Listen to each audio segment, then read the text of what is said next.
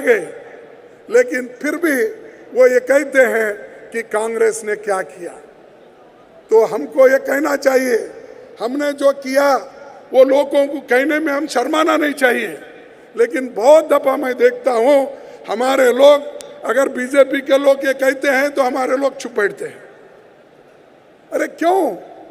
हमने किया, देश को बचाया, देश को एकता रखने के लिए हमने गोली खाई। हमारी नेता श्रीमती इंदिरा गांधी जी ने 32 गोलियां खाई और अपनी जान दी देश के एकता के लिए। राजीव गांधी जी ने इस देश के एकता के लिए, एक महिला आकर जब उनको माला पहनाने के लिए आगे आई तो राजीव गांधी जी ने अपना सर झुकाकर उस माला पहनने के लिए गए तो उसमें जो मानव बम था, मानव बम से राजीव गांधी का देह उड़ा दिया गया और उनके शरीर के टुकड़े टुकड़े हो गए इस देश के लिए। और फिर भी हमको पूछते हैं 70 साल में क्या किया। 70 साल में इस देश को हमने बढ़ाया आर्थिक दृष्टि से, और देश को एकता रखने में, देश के स्वतंत्रता में और देश को संविधान के रक्षा में हमारा सबसे बड़ा हाथ है। आज इस देश में संविधान जिंदा नहीं होता, अगर संविधान बचता नहीं था तो मोदी जी उस प्रधानमंत्री के कुर्सी पे नहीं बैठ सकते थे। और जो हमेशा ये कहते हैं, और मोदी जी हमेशा बार बार ये कहते हैं, मैं एक चाय वाला हूं। अरे भाई, सभी किसी ना किसी का प्रोफेशन का आदमी रहता है। मैं एक मजदूर का बेटा हूं, तुम चाय वाले के बेटे हो तो मैं एक मजदूर का बेटा हूं। लेकिन इस देश के लिए हमको कुछ करना है, बार बार वही नहीं बोलना कि मैं चाय वाले का बेटा हूं, मुझे कोई सहन नहीं कर रहा। अरे सहन तो हम कर रहे हैं, लेकिन तुम सहन नहीं कर रहे हो, तुम लोगों को दबा रहे हो, कुचल रहे हो।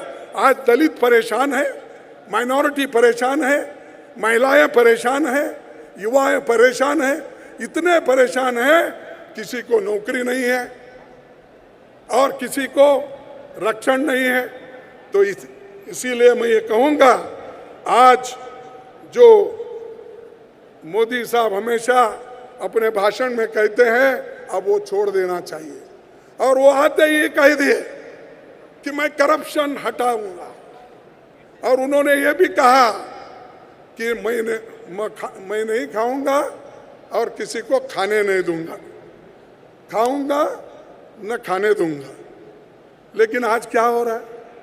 खाऊंगा न खाने दूंगा, लेकिन आज उसका उल्टा हो रहा है, खाऊंगा न खाने दूंगा लेकिन मेरे दोस्तों को खिलाऊंगा।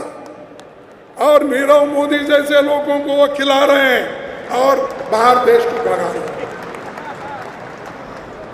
ये उनको कौन खिलाए?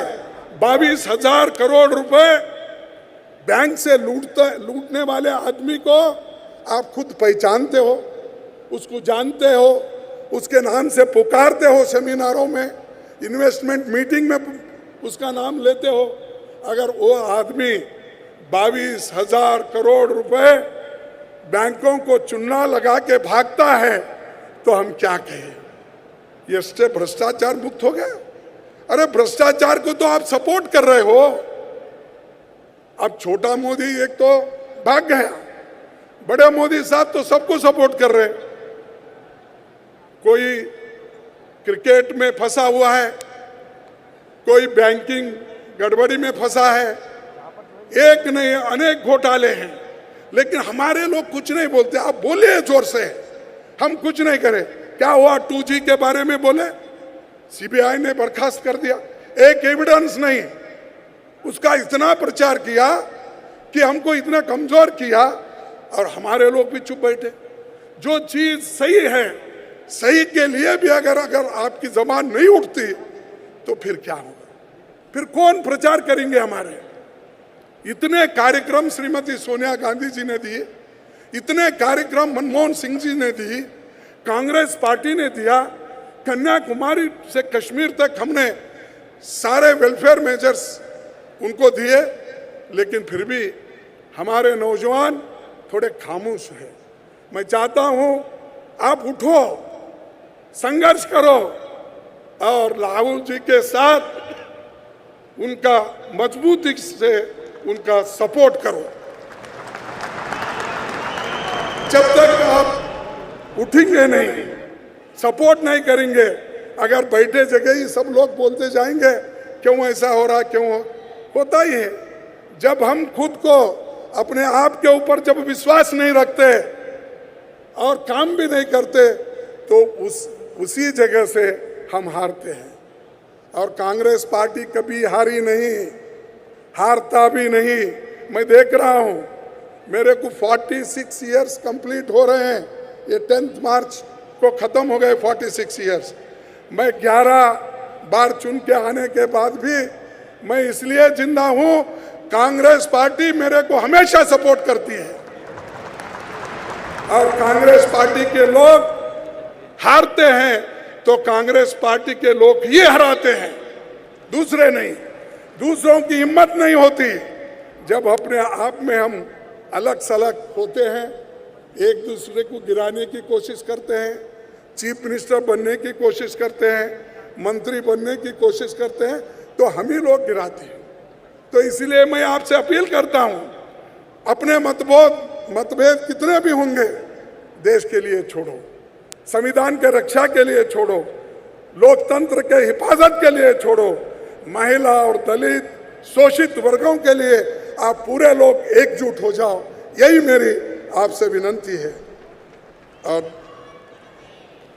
और दूसरी चीज मैं आपसे ये कहूँगा कि हमने बहुत सारी चीज़ें अपने पॉलिटिकल रेजोल्यूशन में लाए हैं।